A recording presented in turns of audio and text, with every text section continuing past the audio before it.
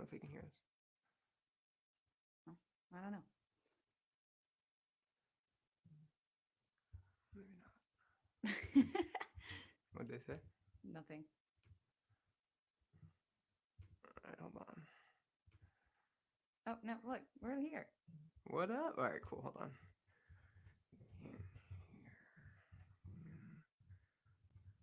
So we are here, I guess. Let me get into this. Trying to get this all set up. Hey, people. Okay.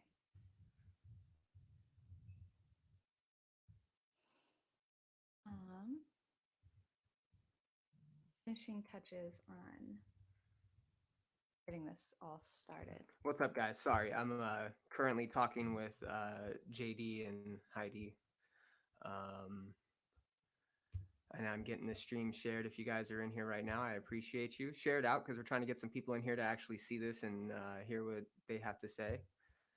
I'm going to kind of go through a little bit of a cadence and what we're going to be covering, what we're going to be discussing with Becca's parents, and what, yeah, what it's like dealing with this firsthand. I'm just going to do a couple shares. Bear with me real quick.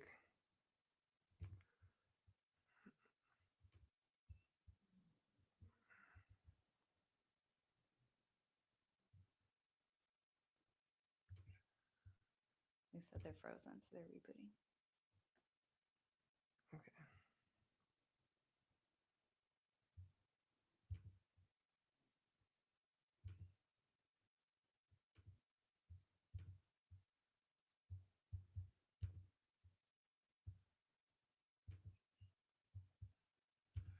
So I'm going to tag him here in just a sec.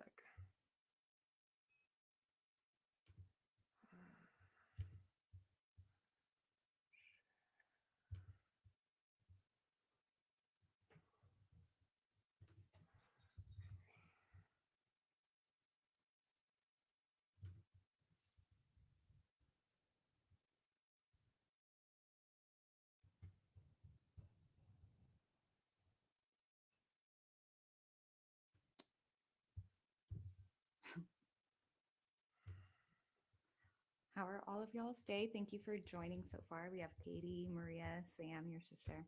What up, Sam? What up, everybody else? I wrote in there that if they have the questions to put little stars in them. Yes, if you guys do have questions, go through the chat, put the little asterisks. Let us know if you guys are We're going to give it hearing just us, enjoying it. a couple more minutes probably to get them, just to get us all situated, get some more people in the chat. Let us. And just to give you guys kind of a heads up, so they are in Germany. There's a little bit of a delay in terms of what, you know, if we're talking to them, there might be a little bit of a delay in when they answer. And they have their feeds already froze a couple of times, so we may need to disconnect and reconnect during the process. So, but we're doing our best. There's no expectations right now, so we're excited that you know, JD wanted to do this. He actually came up with the idea. Someone gave him the idea that he should write about it because you know, that's what he does professionally. I'll let him kind of go through that with all of you guys, but you know, he wanted to share this with people, wants to share this experience, and wants you guys to be able to hear firsthand accounts of what it's like. You know, especially since we're not really getting that now, right? You watch the news and you scroll through your Facebook feeds and your social media feeds, and it's a lot of doom and gloom. You know, that's something that I've been saying as of late, and it's you know, it's probably best that we all get a perspective that is actually insightful and is able to share what it's like and what to expect, but also to get the insight of what they're dealing with on the other side of the world. They're in Europe and Germany, and getting hit a little bit differently. Things are getting handled a little bit differently out there. So it's going to be interesting to kind of hear what they have to say about it. They're actually in the chat as well. I did send them the link. I don't know if they got that.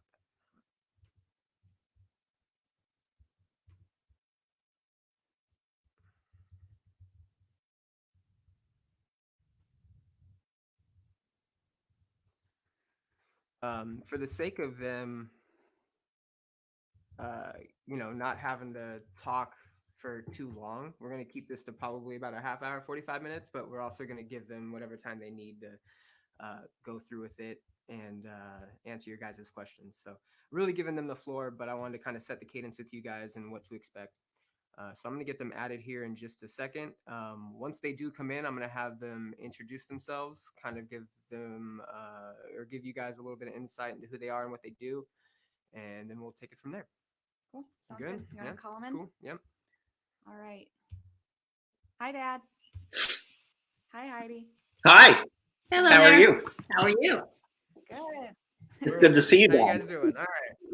Yes. Oh, trying to survive. Yes. Well, introduce yourselves to our audience that doesn't know you. They know you as my dad and Heidi. So just whatever you want for background info. Why are you in Germany? How did you go? We are in Germany due to my husband, John Manley's job, which is for the United States Africa Command. We have been here since about the middle of June in 2018. And up until dealing with COVID, we have really been enjoying living and traveling in Europe. But COVID has certainly stopped us in our tracks, as it has many. Yes. Sure. And obviously, I'm Becca's dad. So, yeah, I work as a civilian for the Army here in Stuttgart, Germany. And until this hit us to do this, as Heidi said, we've been spending a lot of time traveling and having a good time and enjoying Europe. And this pandemic that has hit the entire world has certainly put a damper on some of that. But it's I wanted to come on and talk with you and your audience in order to give an idea of what it's like to live through this, because if you don't think it's coming, you might be a little bit wrong about that, because it is coming, and you got to pay attention now to what you're doing in order to protect yourself, because you do not want to go through this. You don't want to live through, well, you do want to live through COVID if you get it, but you don't want to get it because it is not a fun thing. I would also say that I am the source of COVID-19 in our household, because I had traveled. Actually, I took of all things, a cruise ship, but it was the maiden voyage on a cruise ship of a brand new ship, which had no health issues whatsoever on the ship. It was supposed to have gone to New York, and out of an abundance of caution, it went directly to its home port in Miami. So I then had to fly from Miami to New York. I had always planned to be in New York anyway, because I had been a resident of New York City for more than 30 years and wanted to visit family and friends there. So I did spend 5 days in New York City. 2 days were at a friend's father's funeral, but he had died of dementia-related complications, and it had nothing to do with COVID. And it was immediately prior to pretty much ground stop of flights in the United States. So fortunately, there were relatives who came from Michigan and Atlanta for that funeral. And I did have the chance to see a Broadway show and go to a jazz club. And I have no idea where I picked up COVID, but I'm certain I am the source of it. I tested positive, and given that John was exposed to me, I'm certain I am the source of how he contracted it. So Anyone that's you know in New York have it? Like anyone that you did interact no with? one I knew in New York had it. No one at that point. People were not really being tested. So if anyone I met with who was a friend or family member had it, we were all unaware of it, including them. So, you know, I passed through lots of different places in New York. I did not take the subway. I used taxis, or I was just walking from. So I also passed through JFK and also spent 5.5 hours in Heathrow Airport on my way back.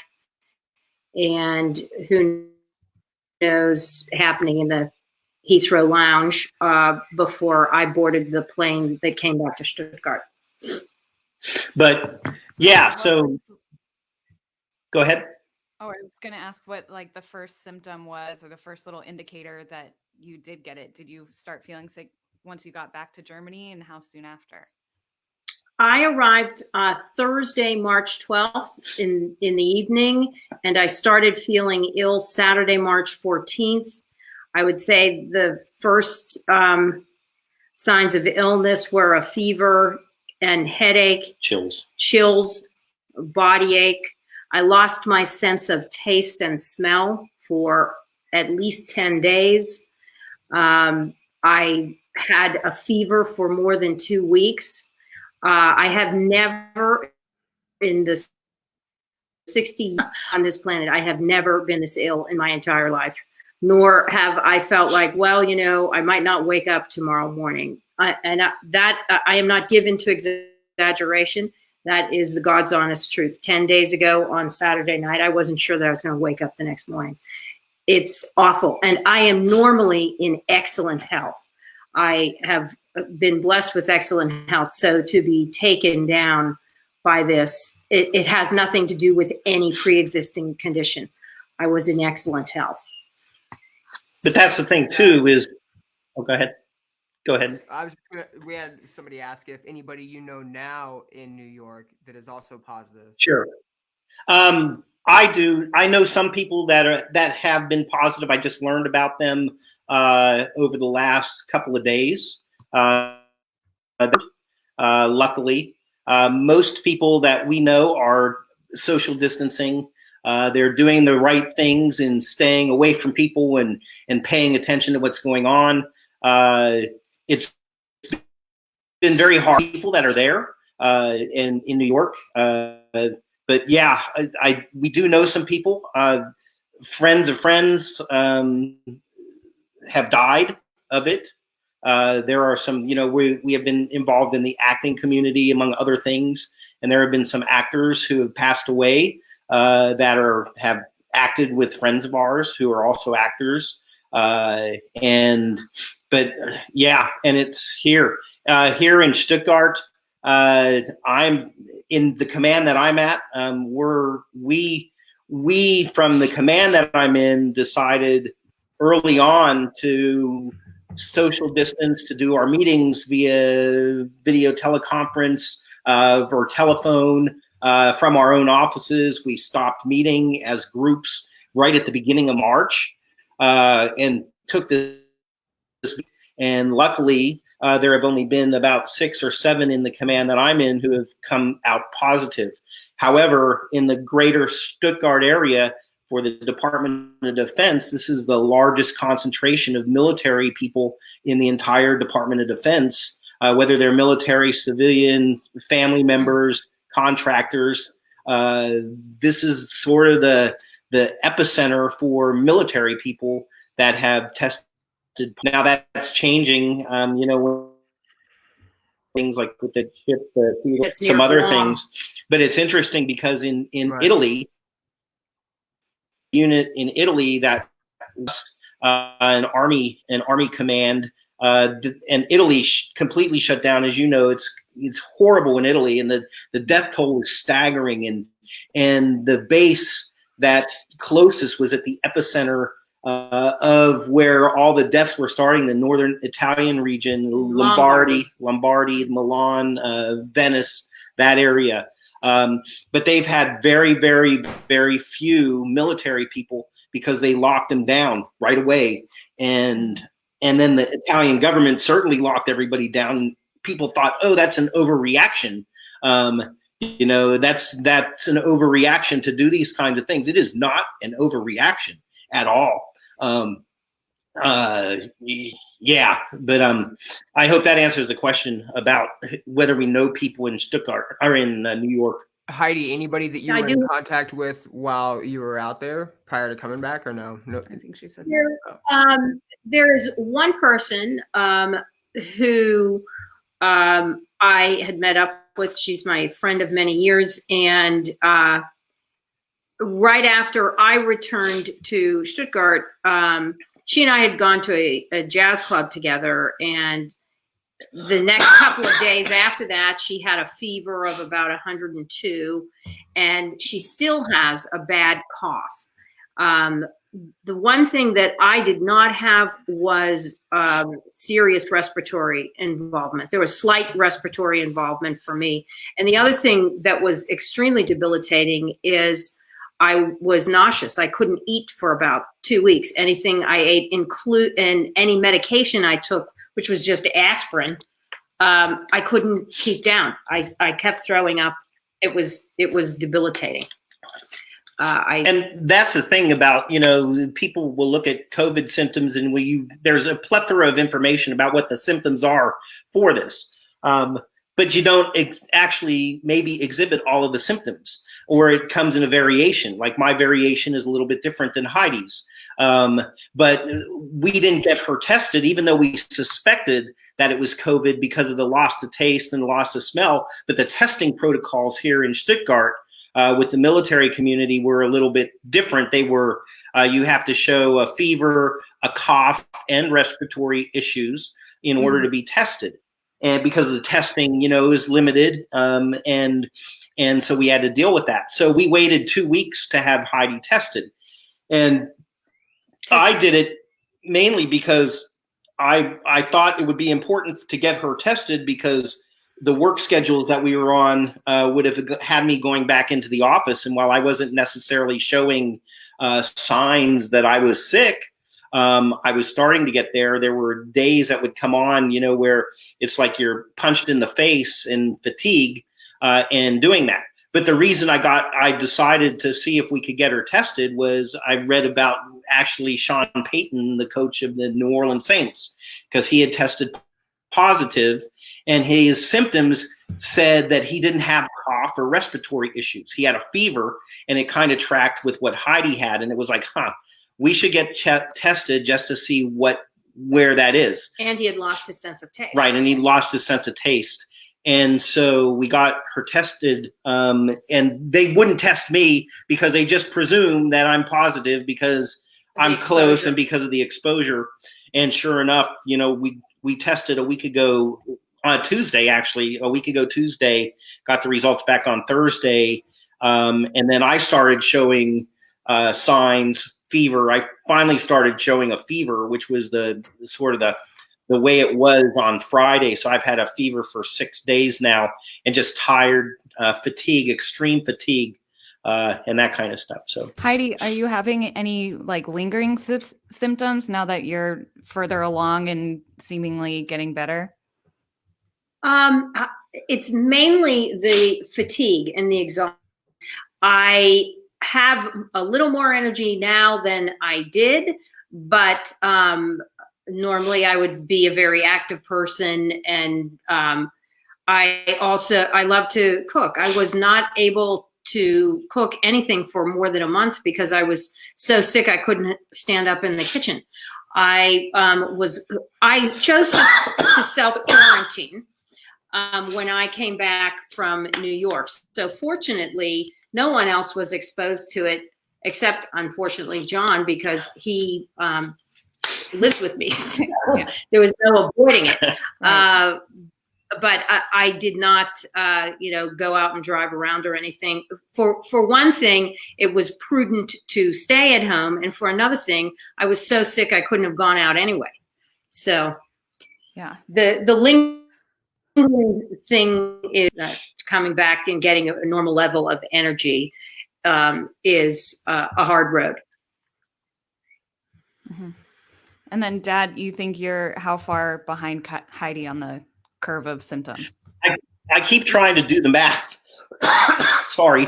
I keep trying to do the math on it because I started exhibiting like chills probably 4 days after she got back. So around the 17th or 18th of March, I started feeling fatigued a little bit, and I would get chills at night and then sweats in the morning, but I didn't have a fever, and it would come and go, and I didn't feel like horrible. But it was like, so I looked at it and went, okay, that's where maybe it was there. But then in reality, though, where it really kind of knocked me out and where I really knew it was probably last Wednesday, Thursday, about a week ago now, where I was there. So we're talking from Heidi, we're talking, she started exhibiting on the 14th and really of March. And I probably started feeling it around the 27th, 26th of March. So I'm about 2 weeks behind.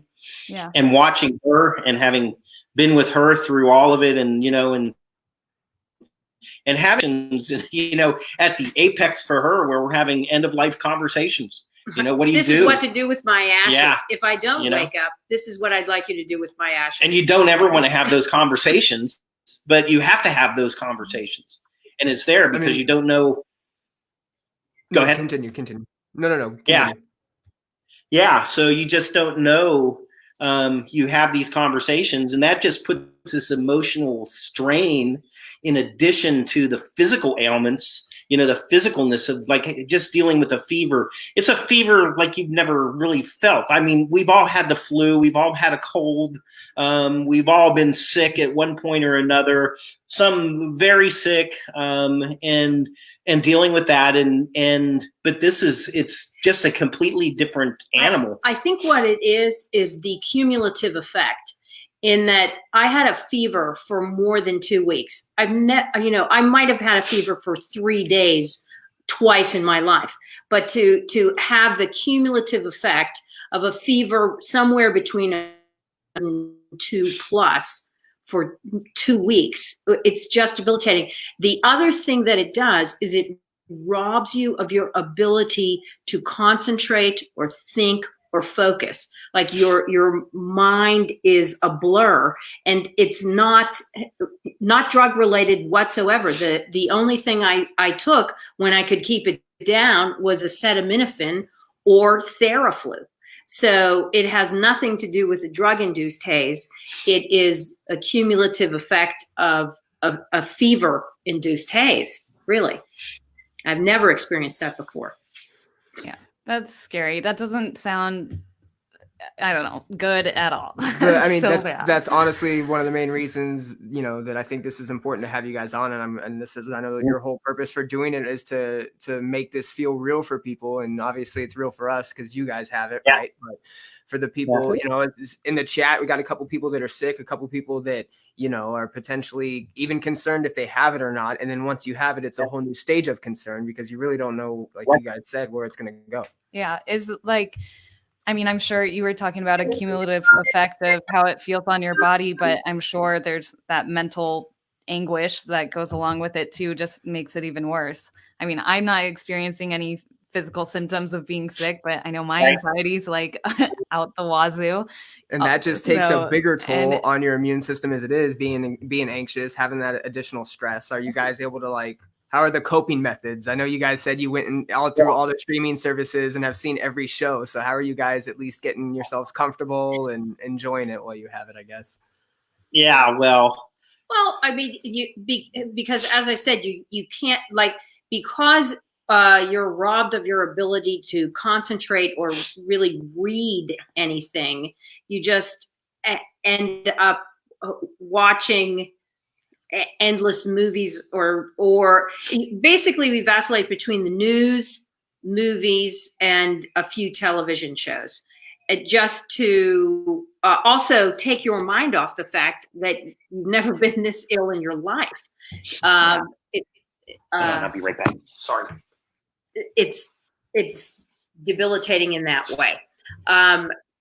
John just went because our friend and his boss is delivering groceries for us. Yeah, I actually had a question in the chat. Trent, he actually asked if you guys had any issues getting groceries, but it doesn't seem like you do, right? Because you're when we went to get me tested, it was on the base that is right next to the commissary. So I stayed in the car the whole time because I figured I was positive. We weren't as sure about John. So John went in and bought groceries knowing that it was very likely we were going to be quarantined for another 2 weeks. And so we did the grocery shopping on Tuesday. I was told I was positive on Thursday. And that Thursday was 6 days ago. So we went through Gatorade and ginger ale, and now we're having a lot of friends have said to us, "Can we bring you anything? Can we do anything?" And so we really appreciate that, and have not had a problem with it because we have good friends who were kind enough to offer what we needed. awesome.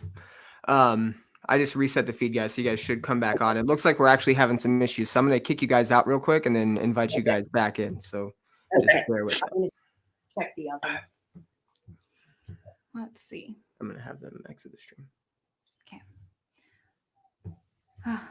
Okay, guys. While that we have some viewers here, if you want to type some questions, if you have anything that we haven't gone over yet and would like an answer to, please feel free to write in the chat some of your questions, whatever you want to know, whatever you haven't heard yet. How are you feeling, love? I'm feeling health-wise, I'm feeling good. Again, the reason for doing this, guys, and JD, as he mentioned, wanted this to be a very serious message for everyone. And it's, they're living through it right now. And I know a lot of people are, might be removed from this in some way, but with the way it can go, everybody's going to be affected by this to some degree. You may not get it yourself, but, a loved one or a family member could get it. And there's, I think a certain responsibility we all need to take in just making sure that we're listening to what they're suggesting in areas. And, again, you're seeing it. You're seeing how a little bit of travel and a little bit of interaction is causing people to, figure out whether or not they're going to live. Like it's a scary fucking message. I don't know how else to put it. And, it's intense. So, hey, we got you guys back. Can you hear us? Are you guys in? Good? Yeah, we ran. I think there was a question and Heidi was talking about it. The nice thing, somebody asked about groceries and whether or not we're there. We stocked up the day we got tested. I went in the commissary because I wasn't showing anything and picked up some groceries and then came home. So we've had food. The problem is we just haven't had an appetite to eat any of it. So the important stuff, the Gatorade, staying hydrated, Gatorade, some soup, and those kinds of things certainly were needed. So I called. I have a great office that I work with. My boss actually just delivered. That's why I got up and had to do that. But yeah, so from a grocery standpoint or whatever, there's a lot of care and concern within my office, my teammates that I have here to do that. So we have a question in the chat about if the Army is imposing any sort of different rules and regulations, or is there a difference you see, like military, civilian, or Germany versus US? Or actually sum it up this way if you can. What are the differences that you guys see in Germany as opposed to the United States? And then are you, because you are Army, experiencing anything different, yeah, from what Germany is experiencing? So the Army here in Stuttgart has taken a very aggressive approach to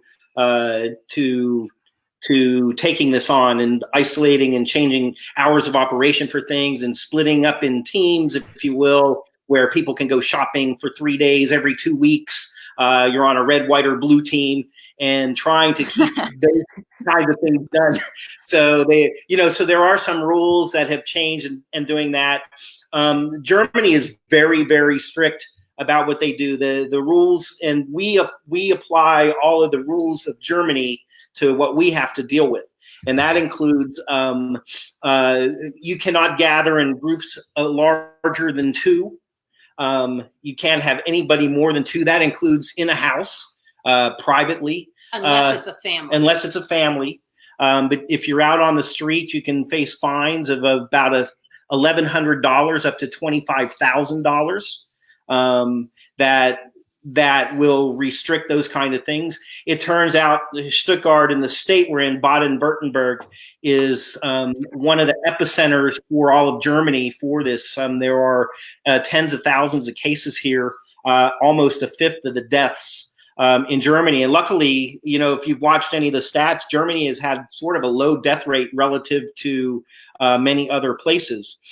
They chalk that up to, who knows, Germans being fit and riding their bicycles all the time and doing whatever. But it's still, who knows what that number is. So the social distancing rules, the command here for all military people have made it very strict and stringent.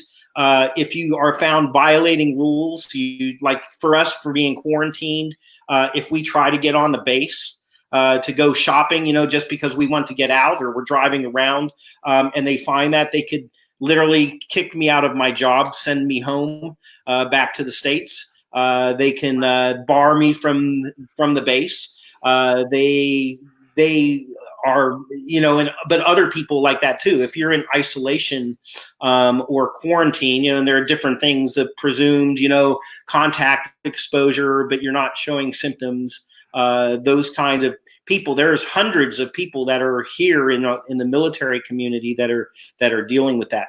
But that's the main thing. I'll say what the difference is. The main difference is the Germans, the Europeans, are taking this much more seriously than many places, including Texas, including Austin. Yeah, well, Texas, Mississippi. You look at some of these states, say Florida, where the idea of having a good time, or infringing, California in some cases. There is nothing wrong with stay-at-home orders and doing those kind of things and shutting down essential services or shutting down services because it's the only way that this is going to break. Look, Heidi didn't have any idea where or what or who she came in contact with and got this. Here's you don't know. One thing to think about, there is the expression, bigger, and this is one instance where you don't want it to be bigger in Texas. Believe me. Yeah. I mean, we just had you mentioned it earlier when we were connecting, but the UT students that came back, right, from spring break, there was like 70 students that came back, 30 of them tested positive, right? It was just on Monday that Trump announced that we're going to extend the social distancing and the quarantining until the 30th of April. Mm-hmm. What is the outline for you guys out there? What do they have you guys on lockdown? So, I mean, obviously you guys are going to isolate until you feel better, but what do they have like the actual national? Yeah. So at this point in time, it's just nebulous. The military follows what the Department of Defense is doing. And there was a 60-day ban on travel that came out, which puts it into the middle of May for anybody traveling unless it was like on a mission essential orders and that, which is not any of us, in order to do the things. The thing about the military is the military still has to maintain a sense of readiness. And what we look at, and we still have to be operational. We still have to be able to do the jobs that we're hired to do to protect, whatever it is. So that's why there's this big emphasis on making sure, and it doesn't happen throughout the Department of Defense from stories that I've seen. There are still commands, individual little commands across the world where they're still gathering together and not taking it as seriously as it is. in a way fortunate that they're doing that. So, but from a German standpoint, I think we're looking at the beginning of May. The mid-May is where they're looking at it right now. But until those, they talk about the apex curves and when it actually hits and when it goes down. Yeah, so it's just you sit and you wait and you do the things that you need to do and you forecast out. So how is it looking as far as like the economy goes? What kind of message are they sending out there? Are you guys, obviously we're getting our stimulus package here. They passed a couple bills. Is it guys impacting you hard as far as that's concerned? Are they doing anything to help the residents or not? Yeah, no, they have the German economy haven't seen much impact on there. The grocery stores are still open. They're still doing their so you can go to grocery stores. They've shut down hairstylists and and those kinds of contact kinds of places. Houses of prostitution here in Stuttgart got shut down a couple weeks ago, which is probably a horrible thing for some people. Whatever. Probably a fantastic thing for different everybody. kind of gift. Oh no, you gotta be worried about catching different things. But the idea is it's about being smart. It's really interesting too, this run on toilet paper that we saw, the panic on toilet paper, which I don't understand at all, but it was and it is. In Germany, the culture is different about how people shop here too. The Germans in particular, they buy for their family and they buy enough to use what they have because typically refrigerators are smaller. There's not a lot of space to store things. So they go and they buy a lot of fresh fruits and vegetables and, fresher food. And they do those kinds of things. So while people are out and shopping, but they, like in the grocery stores, they'll allow, I think it's a max of 10 people at a time in a grocery store. Yeah. And so they can go and they do that. But there isn't, from what I've seen, locked up here, there isn't a sense of panic and there isn't a sense of, the crisis, if you will, like you see in the news and you see in some places, deservedly so in some places. You don't have some of that that kind of crisis kind of stuff going on. The mindset is different about shopping. They don't have things like Costco and warehouse foods and things like that. It's not a part of their culture. They'll go to the grocery store 2 or 3 times a week and get whatever it is they're going to cook for the next 2 or 3 days, and that's it. They do not Panic incorporate into their culture a stockpile shopping mentality. They don't, which in many ways is a good thing. And that's why there is not the panic of, oh, there's no toilet paper or there's no this, that, or the other thing. It's not a part of their culture. So what do you think is going to happen here to us in the U.S. based on the way that our government's calling the shots? Oh, and boy. What do you think they should do? What would be the best April best 30th, case? mind you. You guys are mid-May. Your projections are to be shut down to like mid-May. Ours just got pushed back to April 30th, and I still don't think that's long enough. I don't think mid-May is long enough. I think the crisis, personal opinion here, the crisis has been handled horribly in the United States. Some places better than others. I think New York is handling it spectacularly. Governor Cuomo is doing a great job with what he has and what they're doing. But you can look around the states and you look at you look at some of the but that's America. That's just how we are. What my guess is, it's coming. It's like winter is coming from Game of Thrones. It's like it is coming.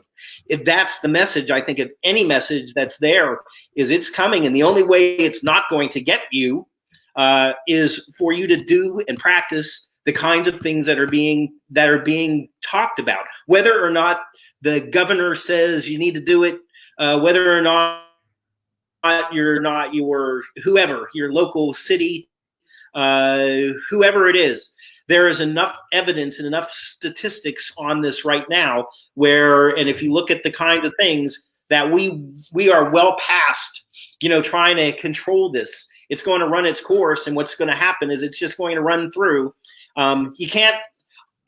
It's impossible to lock down the United States of America. I don't think you can do it. It's just not going to happen. But it's the individual, the thing that we're taught. You know, I served in the Marine Corps for 21 years. The things that we're taught is about personal responsibility and accountability. Yeah. And it's a personal decision that you make in order to do something about this. The personal decisions are what matter. So those who are listening and those who are there, and the message that we want to get out is, one, you don't want to go through this because it's absolutely horrible when you don't know what the outcome is going to be. We're fortunate so far. You know, I don't know whether I could take a turn for the worse. That's the mental part of this is, you know, whether I'm going to get, I'm past, where am I? I'm at the 20%, am I at the 70%, am I 50%? Where am I in this? Heidi, luckily, is probably 85, 90% through this already. But taking personal responsibility and looking, is it worth going to the beach? Is it worth crowding into, you know, a store with a whole bunch of other people? Is it, you know, a nice, beautiful park, you know, Zilker Park or wherever, you know, is it worth going out there when there's a whole bunch of people on a beautiful spring day to kind of hang out, to go do whatever you're going to do? It's not worth it. It's just not, it's not worth it. It comes down to that personal responsibility, because you're not protecting yourself, you're protecting everybody else. You're protecting your, you know, your mother, your grandmother, your grandfather. Sure, they're talking, you know, most people that die from this are older, have underlying conditions, but that's not always the case. It's not. And it's coming out that, you know, people aren't being, you know, taken care of here. That was actually going to lead into one of my next questions are you guys having an overcrowding issue? Because there are people that are dying here that aren't being treated because they're not showing multiple symptoms, or they fall within a line of the people that aren't, you know, at risk of potentially dying. And, you know, you have younger people dying specifically within like the late 30s to early 40 age range. Right. So right. Are you guys, you know, if things did get worse, you know, God forbid, are you guys in a position where you could, you know, seek medical help? You guys have, you know, ICUs to go to or emergency rooms to go to? And it's the same issue here is the hospital. When we went and got tested last week, you know, because I work as a civilian now for the Army, but I have civilian medical insurance. All our medical care is out on the economy. It's out with German hospitals. And they basically told us when we were there that you will pretty much get turned away unless you were in a life-threatening situation. And they were turning people away because they just don't have the capability. The German medical system is actually very, very good in a lot of ways, and they do the kinds of things that they need to do. But it's a matter of space and time, and, you know, and how many people are there. You know, where there are 700 or 800 or 1,000 people using, you know, critical care beds. That's the capacity of Stuttgart. You know, so what do you do, and where do you send people?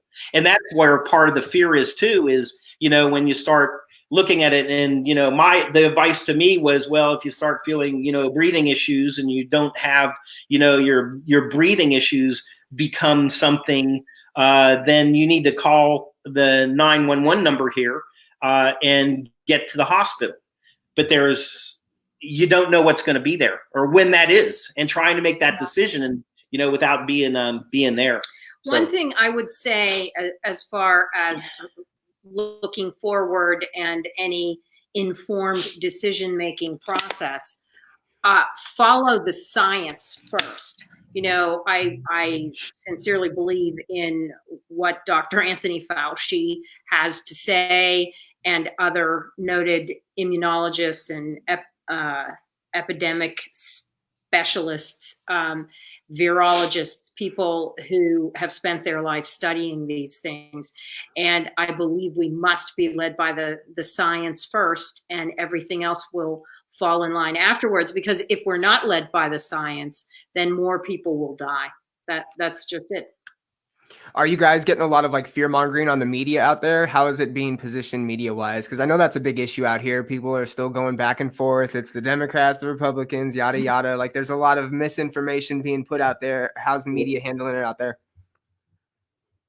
Well, since we don't speak German media, you know, watching what's going on and how they're doing that, it seems reasonable based on what we hear. But we watch a lot of, you know, U.S. news.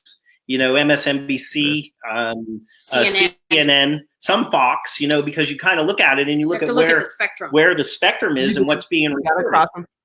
And so, and that's my job, professionally, is for 30 years, I've worked as a public affairs. I've dealt with these media for 30 years. It's my job, and trying to understand what they do and what they're trying to do, and a lot of thoughts about where and what you see, and there is fear mongering, these kinds of things. But as Heidi said, follow the science, follow the facts. Look what's happening. Look what's happening in New York. They're not kidding around. They're not. It's New York didn't pick it. New York has it because they're a very popular, dense. The population is a very dense place there. So it's kind of hard to escape. We've lived there. The eeriest photos that you look when you see things When are you like look at Times Square. on a Saturday. Loading the bodies up into trucks and shit. Like, no, it's not good. The apocalypse, and it's just that's kind of the feeling too. Is I just remember that walking around here, we feel like we're part of the zombie apocalypse. That's one of the feelings you have. Just the tiredness is just this slow motion, slothy kind of. It's for weeks now. I have told people I feel like the sloth in Zootopia. That he can't move quickly at all. Today is the first day in about 3 weeks that I felt like I could move slightly faster than the sloth in Zootopia. Yeah. The idea is just be smart. Just, everybody gets their choice, but you don't want to wish this on your worst enemy, to be honest. Nope. We all have some enemies that we would, think about every once in a while in a deep, dark place and go, yeah, okay. But, you can't. It's just a scary thing. And that goes, from an emotional standpoint, we talked about it a little bit, but that uncertainty and that unknown is probably the biggest thing that people will have to deal with. We're locked down, it's coming into summer, it's coming into, springtime. When is this going to end? We just have to persevere and just wait it out and see where it goes, but protect each other. I mean, that's all that I pray and ask for, is that we're protecting each other from this. I knew when Heidi went, we talked about it before she left, because the coronavirus was just starting. There were talks, and there was one of the cruise ships and whatever, and she was going on a cruise, and it was like, do you or don't you? And it was like, okay, well, we'll take the chance. And it wasn't the cruise ship; it was New York. It wasn't New York. But it was like, before this blows up, when you go from, takes a month to go from 1 to 1,000 deaths, and then in 8 days you're at 3,000 and growing, and this exponential kind of stuff. And most people will recover from this. Most people are going to recover. We will recover, I'm sure. And but trying to think that at 3 o'clock in the morning, when you're sweating out a fever and your chest is starting to feel tight and you can't sleep because you've been up and on whatever, and you're up for 20 hours, watching stupid shows on friggin' Netflix or wherever, it's like it plays these mind games. It's just awful. It's not worth getting. A couple months lockdown is way worth it. You can still go to the park. You can still social distance and be around and get in the fresh air and do those kind of things. What you just don't need to do is go find a bar or a club or a whatever, or go gather a bunch of friends together and go do things like this and talk to your friends and be on and to be able to do that.